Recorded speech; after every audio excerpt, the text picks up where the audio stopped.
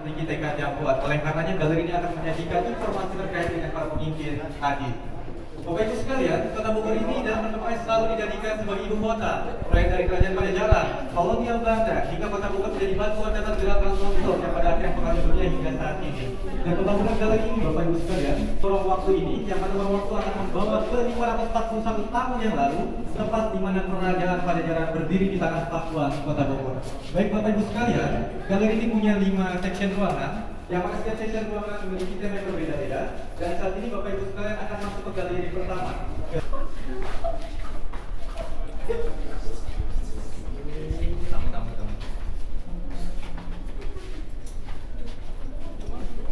Jadi kita masuk ke boleh. Wow, amazing, masya Allah.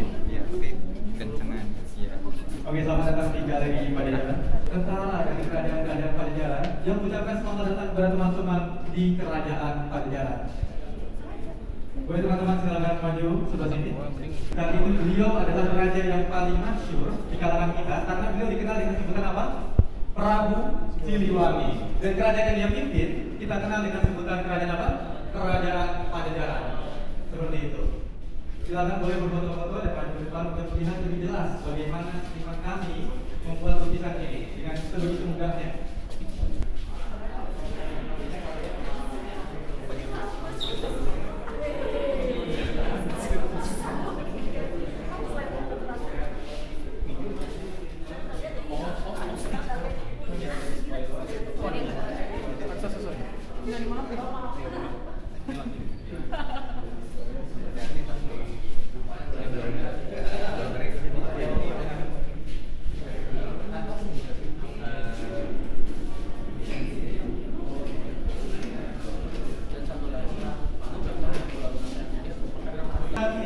Yaitu perjanjian antara kerajaan Pajajaran dengan Portugis. Ini adalah hal yang sangat penting dan sangat bersejarah karena satu-satunya kerajaan yang saat itu melakukan kerjasama di tanah Pajajaran. Seperti itu. Dan perjanjian ini teman-teman diabadikan dalam sebuah tugu. Nah teman-teman bisa lihat ini adalah replika tugu dari perjanjian tersebut. Namanya Padrao. Padrao itu artinya tugu bahasa Portugis. Kerajaan Portugis.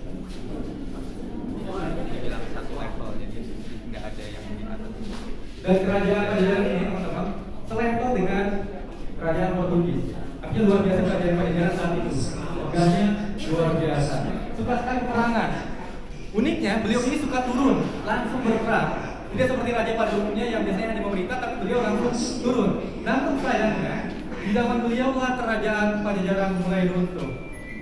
Beliau sedih, beliau kecewa, tapi beliau menuangkan kekecewaannya dengan mengagungkan nama ayahnya dan sebuah prasasti yang terkenal sekali di Kota Bogor dengan nama prasasti apa? Batu Tulis. Batu Tulis, betul. Teman-teman bisa masuk ke sini dan bisa langsung melihat bagaimana bacaannya, artinya dan lain sebagainya dengan mengklik sebelah sini. Seperti itu. Boleh dicoba teman-teman? Sakakala Rebu Ratu Uretiku Dan teman-teman semua, kalau pengen tahu jarak antara kerajaan Pajajaran dengan pemerintah kolonial Belanda itu hampir 1 abad teman. Oleh karena kita akan bahas 1 abad. Dan 1 abad itu teman-teman, yang tadinya ada bangunan tiba-tiba menghilang karena apa? Ditumbuhi oleh pepohonan, dedaunan, berrumputan yang besar. Hingga pada akhirnya seorang orientalis Belanda bernama siapa? Adolf Hitler menemukan sebuah prasasti dan beliau berpikir di prasasti itu ada tulisan. Walaupun tulisannya beliau tidak bisa membaca, tapi beliau berpikiran jika ada tulisan berarti pernah ada kehidupan di tanah ini. Oleh karenanya ketika itu proses pembangunan dibangun, dimulai dari pembangunan Belanda seperti ini. Ini adalah hal yang sangat penting teman-teman. Teman-teman udah pernah tahu ini apa? Ada yang tahu teman-teman? Ya, Istana Bogor. Jadi Istana Bogor zaman dahulu itu seperti ini teman-teman. 2 lantai, mungkin 3 lantai karena ada balkon di atasnya. Tapi kalau sekarang sudah 1 lantai. Ada yang sudah pernah masuk teman-teman? Belum. Ada yang udah tuh. Nah teman-teman dulu seperti ini, 3 lantai. Namun beberapa kali hancur karena gempa.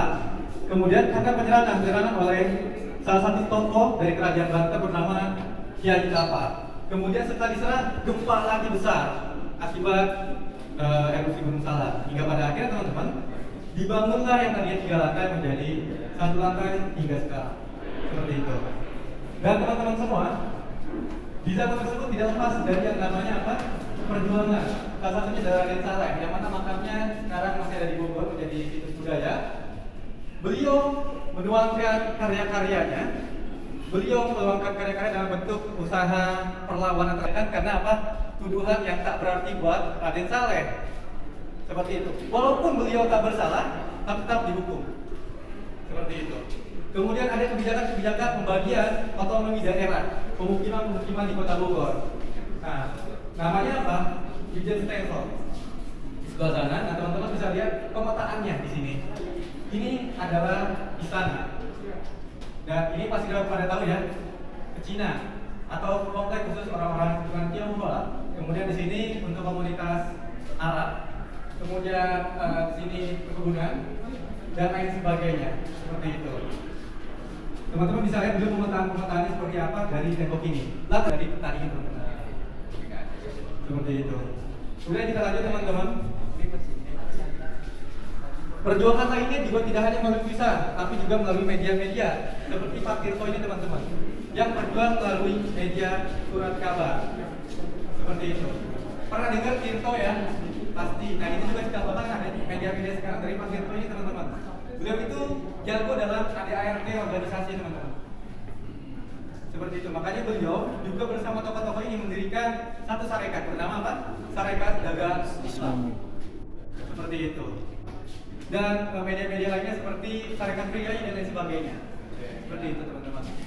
Kemudian tidak lepas dari media massa dan juga tulisan, perjuangan juga dilakukan dengan pendidikan seperti yang dilakukan oleh Ten Chun-pok.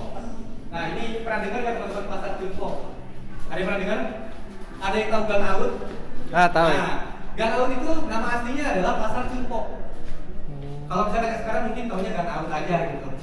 Nah, Pak Chun-pok ini teman-teman mendirikan sekolah Cina yang pada awalnya khusus orang Cina. Kemudian ditutup di zaman kolonial Jepang. Setelah Jepang mereda, kemudian beliau mendirikan lagi bersama anak dan keponakannya. Hingga pada akhirnya sekolahnya dibuka untuk umum. Untuk siapa? Untuk masyarakat pribumi juga. Dan sekolahnya masih ada hingga sekarang. Ada yang tahu? Ada yang tahu? Di Surya Kencana namanya Sekolah Kesatuan. Nah, itu cikal bakal dari sekolah-sekolah dan pasar dan tahu dari Pak Chun-pok ini. Kemudian di sebelah sini ada tentara peta. Nah ini teman-teman pasti sudah bisa lihat ya, gedung sepertinya ada di mana di Kota Bogor, di Jalan Sudirman. Seperti itu. Ini adalah pusat pendidikan tentara-tentara peta, yang mana salah satu tokohnya adalah Pak Karno sendiri. Nah, Pak Karno ini, teman-teman, merupakan orang yang luar biasa berkarisma, memiliki daya tarik tersendiri. Makanya pemerintah Jepang memberi Pak Soekarno untuk menginstruksikan kepada masyarakat Indonesia untuk ya tentu saja bekerja untuk Jepang. Seperti itu. Di mana tempatnya di lapangan sebuah. Oke teman-teman, kita lanjut ke ruangan selanjutnya. Jadi kurang lebih 5 menit di ruangan ini. Dia bukan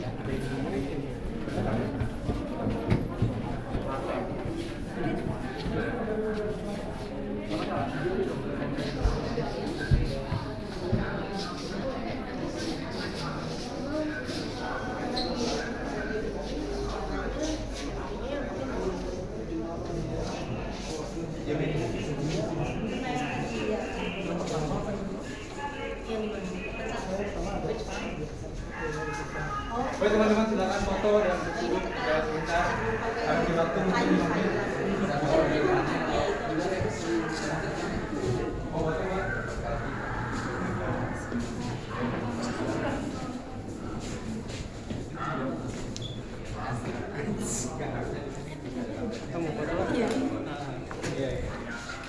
video-video.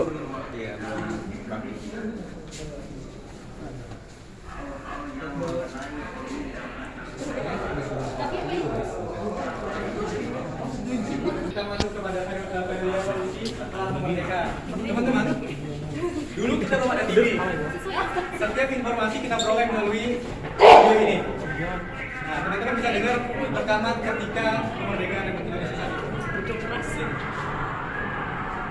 Dan teman-teman, tepat setelah kemerdekaan Republik Indonesia di hari yang sama, setelah proklamasi di Jakarta, pemuda-pemuda di Kota Bogor juga ikut merayakan kemerdekaan setelah mendengar dari radio ini.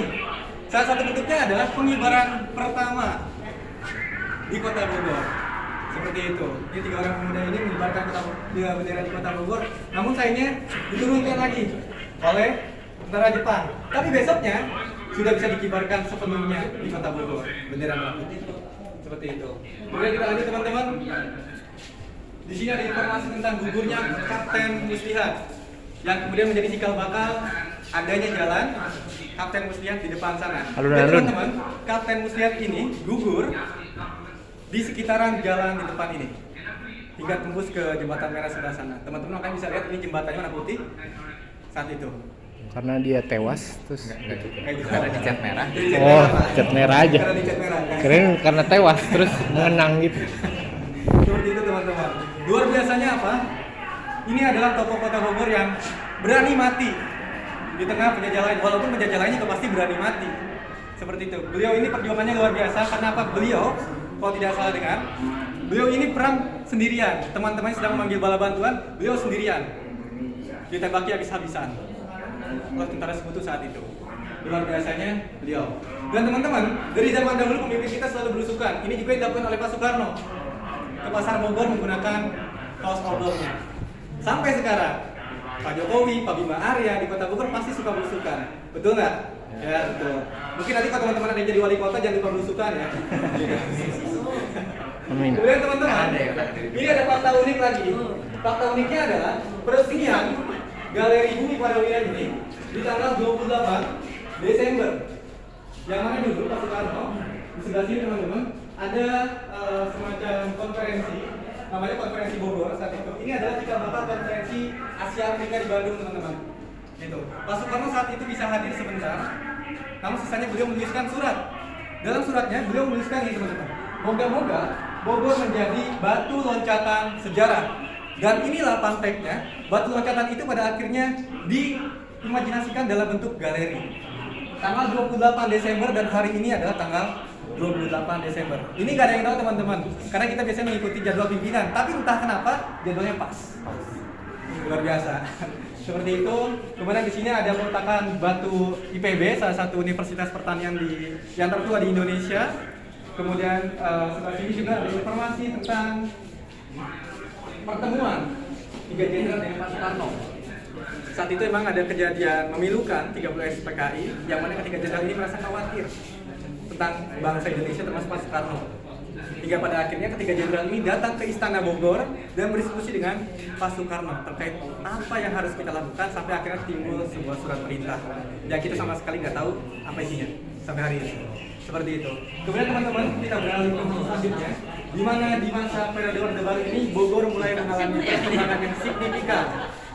Tak lain tak lepas adalah ada jasa dari Pak FX Silaban. Beliau ini teman-teman menggambarkan kebinekaan yang luar biasa. Salah satu contohnya, beliau ini mohon maaf Kristiani. Tapi beliau dengan sepenuh hati mau membangun masjid nomor 4 terbesar di dunia, Masjid Istiqlal. Lantas di Kota Bogor beliau membangun apa? Nah teman-teman bisa lihat di sini ada Kemuning Gading. Kemudian ini udah tahu ya, sudah jelas tulisannya apa? Sekolah Regina Pacis. Ada tulisannya teman-teman? Nah, belum kelihatan ya, seperti itu. Kemudian Masjid Raya Kota Bogor dan lain sebagainya. Sampai pada akhirnya nama beliau diabadikan menjadi nama jalan. Jalan FX Silaban. Yang dulu sempat menjadi tempat kediaman beliau. Dan teman-teman sekalian, di sini juga teman-teman bisa melihat seluruh informasi terkait dengan para pimpinan Kota Bogor. Mulai dari Ahmad Syah, beliau ini adalah satu-satunya pemimpin di Kota Bogor yang dipilih secara langsung oleh Presiden. Kemudian diplomasi. Sobana, beliau adalah orang yang membangun tugu ini teman-teman. Ada yang tahu ini tugu apa? Tugu Kujang. Nah, kalau orang Bogor nggak tahu kebangetan ya. Luar biasa orang Bogor nggak tahu tugu Kujang. Nah, tugu Kujang ini luar biasa teman-teman karena kujangnya sendiri memiliki bobot kurang lebih 700 kg. Yang kalau sekarang mungkin bisa naik kren. Kalau dulu enggak teman-teman. Dulu menggunakan helikopter dari Atang Sanjaya saking beratnya 700 kg. Seperti itu. Itu luar biasanya yang sampai sekarang diabadikan. Setiap orang-orang ke Bogor pasti foto ini. Bener nggak? Jangankan orang Bogor ya. Orang-orang yang sekitar situ aja pasti fotonya di situ. hingga pada seterusnya dan pada akhirnya Pak Bima Arya memimpin Kota Bogor hingga nanti tahun depan. Seperti itu. Kemudian di zaman Pak Muhammad juga terjadi yang namanya kolaborasi antara masyarakat dalam hal lingkungan, di mana pada akhirnya beliau itu mendapatkan piala Adipura. Itu sesuatu yang luar biasa untuk Kota Bogor, karena baru-baru ini juga Kota Bogor mendapatkan piala Adipura. Kemudian di sebelah sini teman-teman ada Pak Iswara. Nah, beliau ini punya ciri khas yang unik. Teman-teman, beliau ini suka baca Quran, yang mana di Quran ini teman-teman terdapat keluhan-keluhan warga Bogor. Jadi kalau warga Bogor itu pengen nyampe keluhan, tulis di Quran. Setiap pagi beliau akan membaca Quran ini. Jika ditemukan satu keluhan, beliau akan membuat disposisi dan rapat dengan kepala dinas terkait. Dan besoknya langsung dikerjakan. Itu luar biasanya Iswara saat itu. Dan kemudian di tengah-tengah tentu saja ada pameran kendaraan kebanggaan Kota Bogor, ya. Oplet. Ada yang pernah naik? Salah, ini bukan oplet. Oh, ini apa? Apa namanya? Bemo. Bemo. Oh, bemo. Ada yang pernah naik bemo di sini Udah. teman-teman? Udah. Lo nggak pernah? Wah, Udah. harus nyobain seharusnya. Nyobain di bawah teman-teman. Murah kok, cuma 2.000. Nanti ke bawah, Pak pengen naik bemo, bisa ngerasain. Ini enak kok naik bemo, bisa muat 7 orang.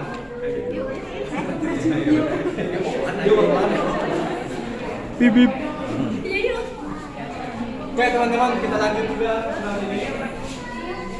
Teman-teman, kita masuk ke masa reformasi yang masa kini, di mana dulu reformasi digerakkan di tahun 1938. Nah, teman-teman ada yang pernah ngerasain TV tabung? Nah, kalau TV tabung biasanya susah sama antena ya. Ribet sama antena kalau duduk terus matiin. Kalau sekarang sudah enak. Nah, itu teman-teman pemerintah tentang 98 ditampilkan melalui TV ini.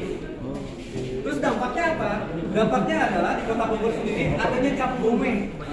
Karena apa teman-teman? Selama 32 tahun kita tidak diperbolehkan mengadakan cap gome. Hingga pada akhirnya di zaman Pak Gus Dur, cap gome digalakkan di Kota Bogor.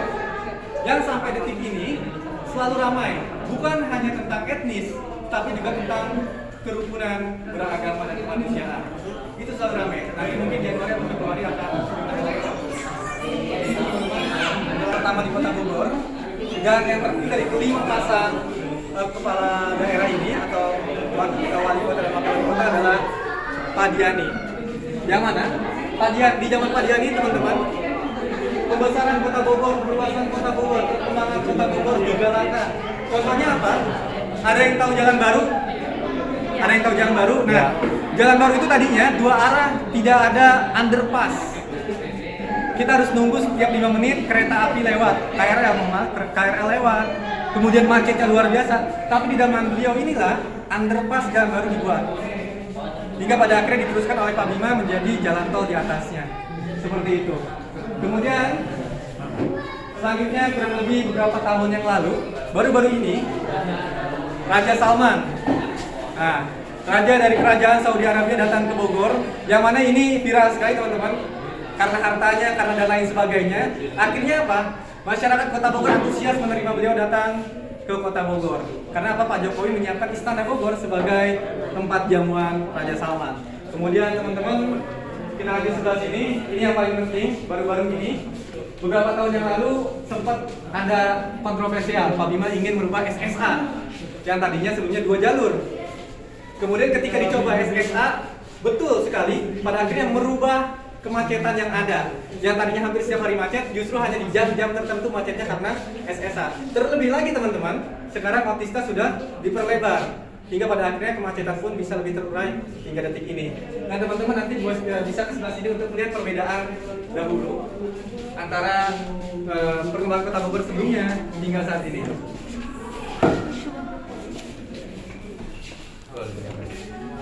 Emang boleh pegang ya? Boleh nggak sih? Boleh. Emang boleh. Pertanyaan gue sama semua. Dan teman-teman mungkin sambil teman-teman juga bisa melihat sebelah sana, saya akan jelaskan yang sebelah sini teman-teman. Jadi teman-teman ini adalah hal yang paling penting di Kota Bogor. Akibat apa? Kebinekaan yang luar biasa di Kota Bogor. Kerukunan beragama yang luar biasa. Ini adalah peresmian GKI di Yasmin yang bertahun-tahun pendiriannya dilarang.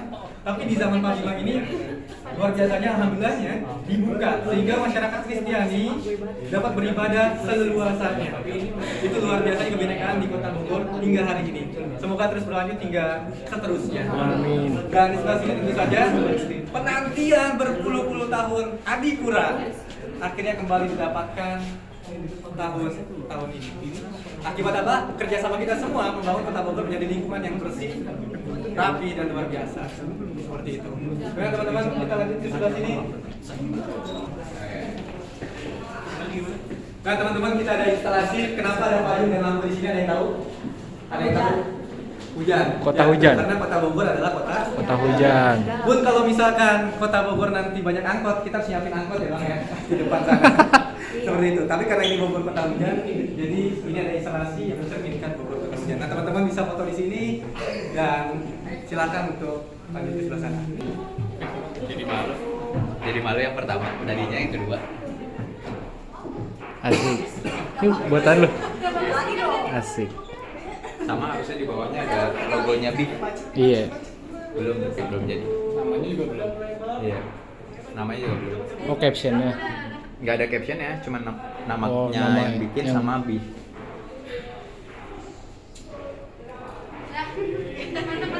A Lonely Echoes Chapter 2. Baik teman-teman di sini bisa lihat ada video perkembangan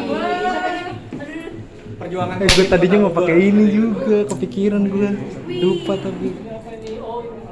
Nah ini yang gambar nih mas. Mana? Ini siapa lagi nih? Coba tebak ini siapa aja. Ciaster. Ini mah Karis nih. Ciaster Peace nih. Komunitas yang Ini siapa? Oh, ini bukan, ini kan Nurin. Tante kan siapa? Beda gambarnya Iya mirip-mirip Ojan mana? belum naikin. Ah. Ya Ojan. Apa enggak? Belum di.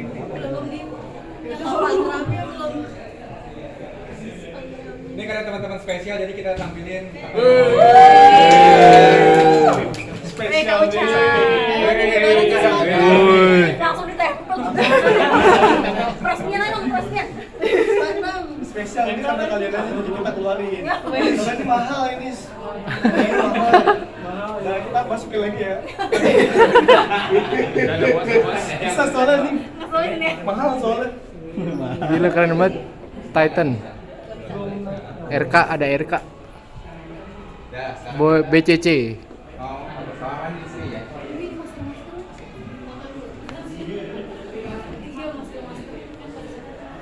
Di KKB. Gimana bang? Gimana? Is keren dah pokoknya. Ini arsiteknya siapa? Pak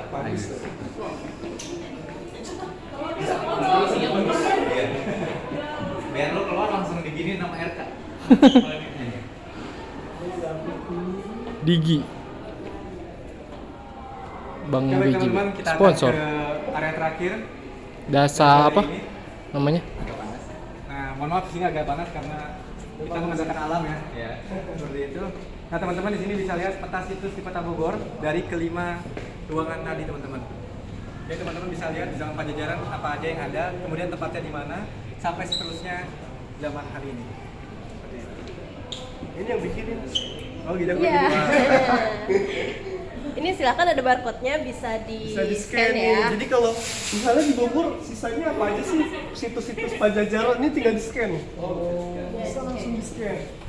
Ada di mana tuh titiknya bisa jadi kayak nanti bisa jadi wishlist. Oh saya pengennya saya suka zaman kolonial nih scan-nya kolonial. Bisa tiap zaman kita punya situs. Coba pin. Kayak ini aja nih yang kolonial coba scan. Coba.